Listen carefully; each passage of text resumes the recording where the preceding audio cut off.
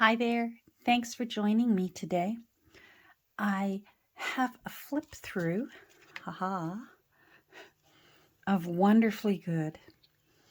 Wonderfully Good was an experimental book that I created, and I'm embarrassed now to say I need to remember and write down below who it was that inspired me to make this style of book. I believe it was Shabby Soul.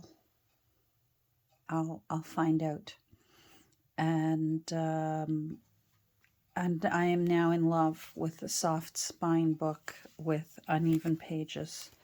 I've fallen in love with it so much so that I will have two of these books available in my Etsy shop later today around 5 p.m. New York City time. And you're going to notice in a brief moment that my sleeves are going to change, because I did her flip through a few weeks ago, actually, when I finished making her. I did the flip through. I had every intention of putting her in my shop then. And then I had a few things come up, including going on a lovely, very much needed cruise. And so Wonderfully Good was still here when we got home. And it's time for Wonderfully Good to become even more wonderfully good with someone else filling her with beautiful, incredible ideas. So I'm going to leave that here for now. And as I said, in a moment, you're going to see that my sleeves on my shirt will change, and we'll do a flip through of all the wonderfully good things that are inside Wonderfully Good. I hope you'll agree with me that a handmade soft spine journal can be a wonderfully good thing. So I'll see you in a moment. And this book is a book I had so much fun making. It's a rare book for me. I usually create my journals from old books, and in this case, I actually even made the cover. And I am in love with this book, but I also know that there is someone else out there who probably loves this book too. And nothing brings me more pleasure than to know that a journal I've created has landed in the right hands of someone who's going to enjoy filling this book with things that bring them joy. So I'm going to bring the camera down a little closer, and you'll see that this journal has been titled Wonderfully Good. It needed a word snippet, and Wonderfully Good just jumped off the page at me, and because it's definitely wonderfully good. I wanted a messy journal, and look at how beautiful that profile is. It's just chock full of laces and fabrics and pieces of folded papers and threads and all kinds of goodies. I am beyond thrilled with this book. I am in love with it, but nothing brings me even more love than knowing that it has landed in the hands of someone else who's going to just take this and run with it. So what I've done is I created the covers. These boards are actually from a bigger book, and I cut them down to size and painted them to the color I wanted, which was a mustardy color. And then I created these pieces using my Sizzix, and I embossed them, and used marbled paper, and then I also used my gilding wax, so that the gilding wax, I just brushed it with my fingers and just caught all those little edges and nooks and crannies with the gilding wax, and then adorned it with these vintage brass brads. They really are vintage. They're old. And I did a bit of collaging here on the front. This is an old photo. Isn't that fun? I think it looks like two mothers with their children. Perhaps it's sisters, and these are all cousins. I love the attitude of this little one right here with her hand on her hip, looking at the one who's got the swing. So she's the one that really, really caught my eye, that one. I love when I see a little bit of attitude. And then I sewed on the front and the back to ensure that this soft spine is secure. And the signatures, there's 1, 2, 3, 4, 5 signatures that I've sewn in by hand using a 3-hole pamphlet stitch. So this is not a refillable journal. This I consider to be a true Sunnyside journal. I did some sewing with and did what I call some Chinooki knots, because I learned how to do this knotting from Chinooki Arts channel, and so I just call them Chinooki knots, in case anyone's wondering, why does she call them that? That's why I call them that. This book is really nice and easy to open, even though it's fat and full. Because of this soft spine, it flops open really nice and easy, and it's big. It's got 176 pages of differing sizes, and I purposefully wanted them all different sizes. I wanted them sticking out over the edge. I wanted this profile to just really make your eye wander around. Oh, look at that. Oh, look at that. Oh, look at that. And make you want to go on an adventure page by page through this book. And I really do think I achieved it. So when you open it up, you'll see there's some William Morris end papers here and on the back. We'll see that when we get to it. The fabric that I used to create the spine also goes in here. So if you prefer to see that fabric, you'll see underneath, it's there.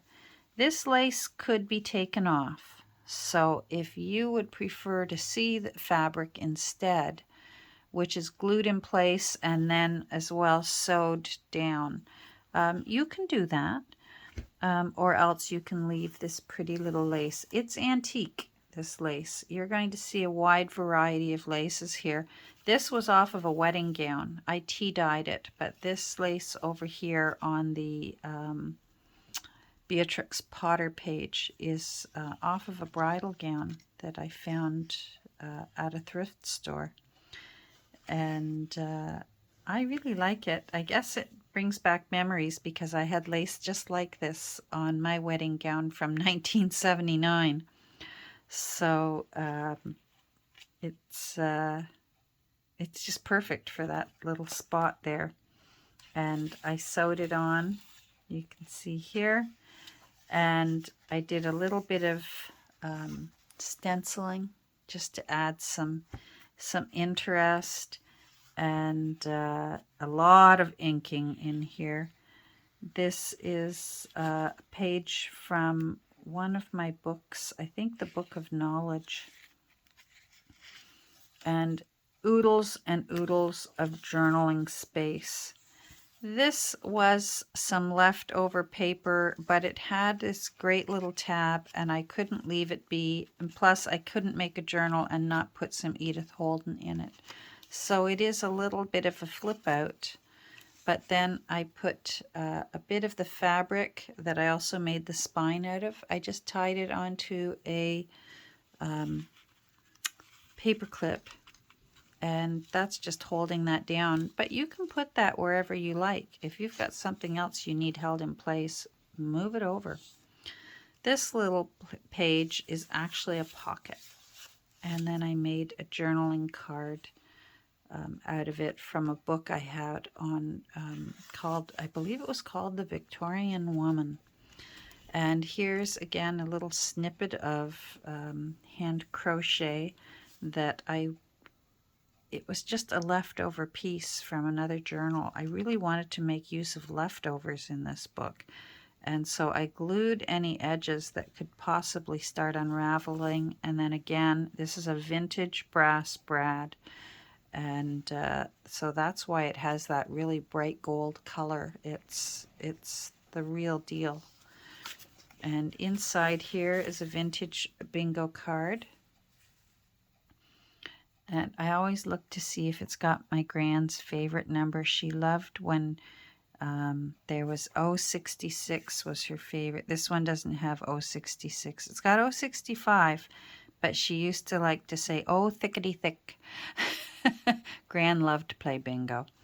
And if she won, oh my goodness, I think the whole neighborhood heard. If she got bingo, Gran could yell that out.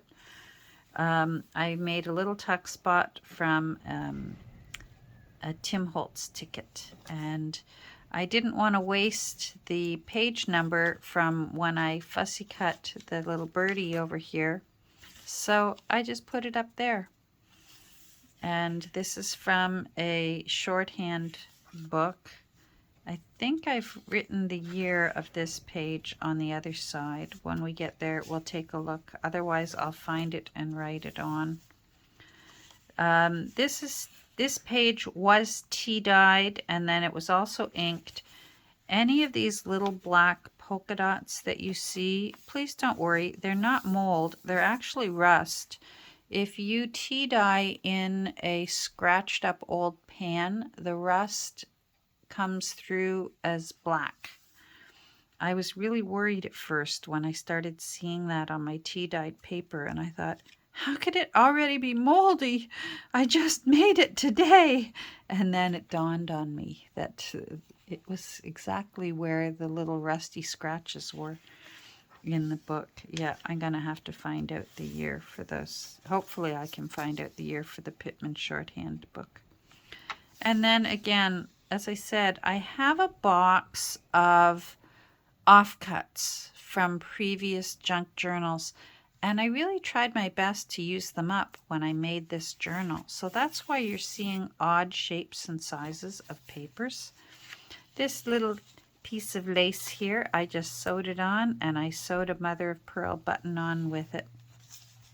Here's a piece. I had a leftover piece of that marbled paper, so I put it in for the new owner to do what they wish with it.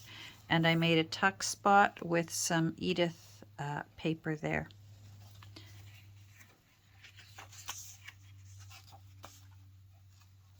So lots and lots of room for you. The nice thing about this Beatrix Potter book, it's unusual, but again, we're lucky with Canada being bilingual. This is a French one. So in case you were wondering what you're seeing, this is from a Beatrix Potter book, but it's all in French. This envelope was made by my friend Camille. So thank you, Camille, for this envelope that you made. And I have attached it in later using some sari silk. And I also used the dye band from the fabric for the spine. I added that along the sari silk as well. And then I just tucked in some paper for you to write notes in. And there's a little slit right along there that you can just tuck the tip of that envelope in. Here's the front page of Alice's Adventures in Wonderland. So it's just full of unusual pages from here and there. Like I said, I just raided my box of offcut pages. And even this one is from let me see, 1965. I had a lot of fun. I realized I needed to get out my Sizzix and start doing some more embossing. So I even had fun just going along the edge with it, and made a little tab using an offcut from the paper that I used. Oh, it's on this side. I used this fabric for the end papers in the refillable skinny dip book that I made called A Choice of Books. And so if that looks familiar, it's because when you watch that video, watch for the end papers. It's the same fabric. This is a page out of a guest book, and I tea-dyed it. Here's a little bit more Edith Holden that I've made into a journal card. I had a little bit of fun. And again, a little fussy cut of some Edith. And a tuck spot made from a ticket. And there's some tulle here that I just sewed around the edge. And I wanted it to be messy, and I wanted it to be purposefully uneven. I could have made that go right down the side and have it nice and tidy, and I wasn't looking for tidy with this book. I was looking for unique. With this book, because it's a 3-hole pamphlet stitch, there is the place where the knot is tied. I've purposefully left the threads long, so the new owner, if they want, they can put beads on it, or maybe little paper tabs on the end, or they can trim it off shorter if they're not that kind of person, or they can just leave them long. So in case you're wondering what all these, let me go back a bit. In case you were wondering what all these are here, that's what they are. They're all from hand sewing in with a 3-hole pamphlet stitch for the signatures. And a little tip out there from a tiny little ledger book. And again, like I said, having fun with my embossing. There's a little tuck spot with a stamp. I'm not sure if that's Canada or if it's Australia, or no, it's not Canada because it says 4D, whatever that. So that's either UK or maybe Australia. Not sure. Part of the Commonwealth, but not Canada. And then this is from a game that I found in one of my thrift stores. And this game was made in 1928, so I wrote that down in the little corner of it. And it was made by a baby formula company. This was the end paper to an old book, but I didn't write on it what book it was from, so I can't tell you. Page out of a bird book, Birdwatcher's book, with the owls. And just a little stitching around the edge, again, just to make interesting to look at. This is a page from a vintage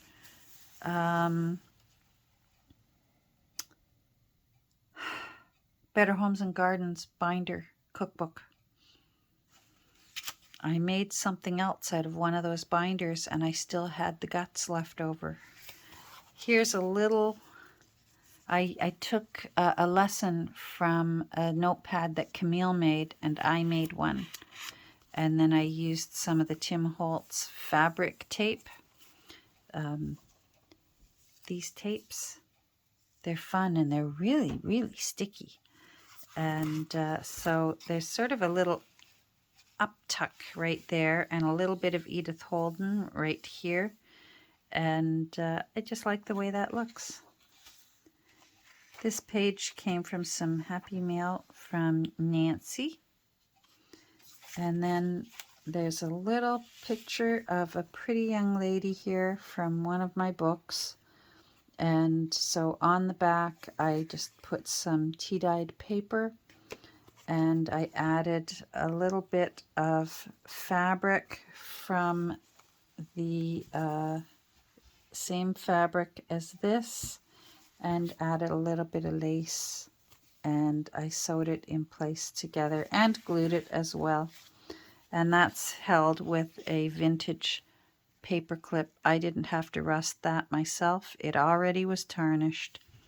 Again, this was 2 pieces of lace that were an odd shape, and I just thought I'm going to leave them odd.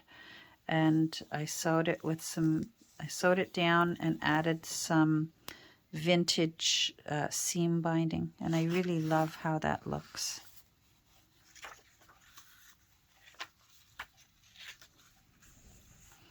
This is from a book I recently found.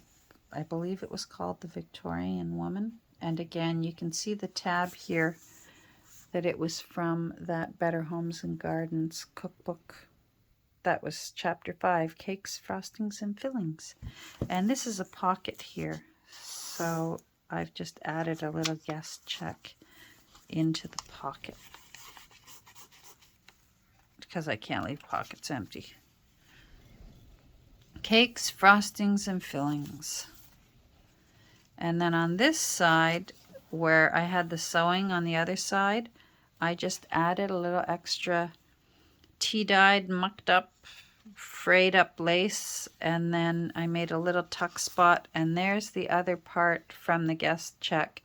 It's genuine vintage, and it had the serration where you could break part of it, and the server saves this part and gives the bill to the person who had their meal, and it came apart, so I stuck that half over there.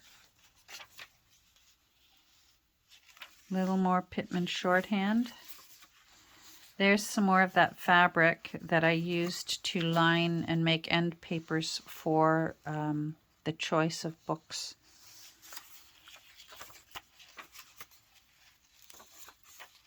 So lots and lots. This is from a day book from 1985 that I tea-dyed. And some old lace just sewn along the edge, and I left it too long. So if you don't like it long, you can trim it to fit the page, but I like the way it looks. It's from a birdwatcher's book, a vintage one. Some of these things, as I said, I don't know a date for because they were offcuts from other journals. I don't get rid of them, and I just stuff them into this box I've got, and that's why when I created this journal, I thought I'd challenge myself by only using papers out of my box of offcuts and pages, leftover pages. So here it's a little bit more Edith there, and then I made a journaling card from out of a book with some tea-dyed paper on the back. And here's a bit of leftover marbled paper from the covers. If it looks familiar, it didn't get embossed. I just love this book. I know I keep saying that, and I apologize, but I just love this journal. I put in a whole doily, crocheted doily, rather than a paper one. And because it's big enough and roomy enough, and see how there's room in between? There's tons of room in this book for you to add your own things to it. I thought it can handle a full doily. And a little bit of lace sewn in up here as a tab.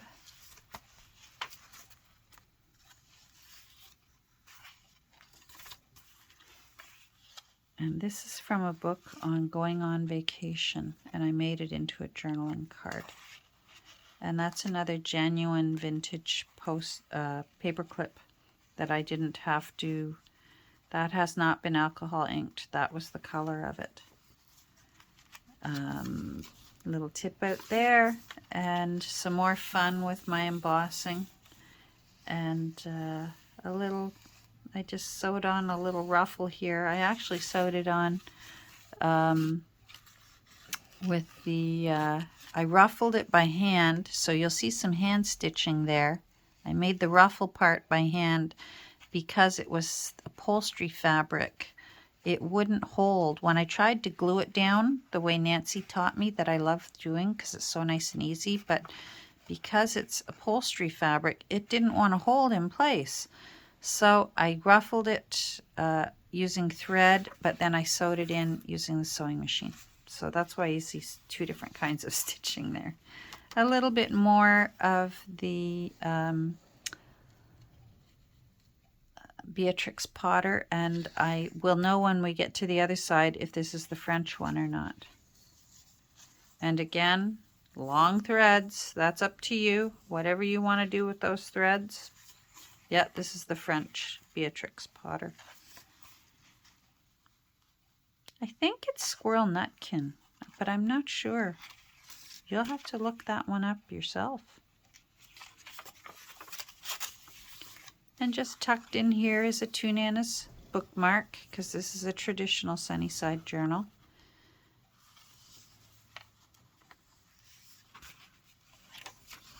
And then I made a tuck spot here with a ticket and a bit of lace and a bit more of that.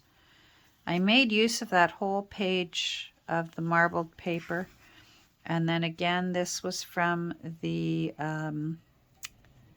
Victorian Ladies book, and I loved that it had a lady artist on it. So I thought that was fitting for those of us. I used a bit of the Tim Holtz cloth tape there to make a tab, and then I did some stenciling upper and lower just for a little added fun. And there's the other side of the crocheted doily. And here's a bit more William Morris paper. This was out of a day book. And again, if you don't like this lace on here, it's very easy for you to just carefully and slowly but carefully just tug it off. It will come off because I've only glued it along these edges. It's almost like a letter C. So if it's your choice to take it off, take them off. And then there's my little signature and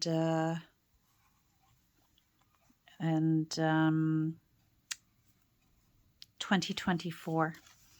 And I did a little bit of stenciling here. So this journal, this beautiful, wonderfully good journal, will be available in my Etsy shop later today. I'll write the time down below, and the link for my Etsy shop is also down below. And if you think this is your kind of a journal, I sure hope it is, because this is my kind of journal. This profile is just yummy. And I hope you love it the way I do. And I hope you've enjoyed this flip through. Thanks for joining me today. And I hope you have a great rest of your day. Take care. Bye.